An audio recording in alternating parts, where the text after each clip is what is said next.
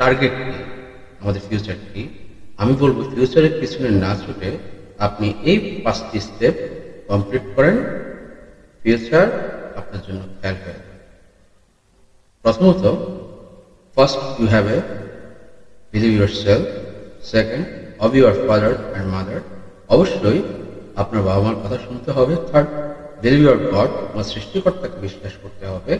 আর একটা good personality, তোমার নিজের একটা ব্যক্তিত্ব সম্পূর্ণ মানুষ হইতে হবে।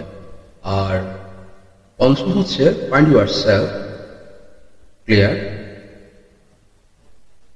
নিজেকে পরিষ্কার খুঁজে বের করতে হবে, নিজেকে পরিষ্কার রাখতে হবে মন থেকে। ইফ ইউর কমপ্লিট 5 স্টেপ, যদি তুমি 5টা সম্পূর্ণ করতে পারো, then you are fine, you are sure, তারপর তুমি তোমার আত্মাকে খুঁজে পাবে। I try to complete this step, আমি এই ধাপগুলা সম্পূর্ণ করার চেষ্টা করছি। আপনি করছেন তো? নিজের আত্মাকে খুঁজতে হলে এই 5টি কাজ করুন। ফিউচারের কথা না ভাবে আপনি আপনার জায়গা থেকে 5টি ধাপ সম্পূর্ণ করুন। একজন ভালো মানুষ হইতে গেলে এই 5টা জিনিস প্রয়োজন।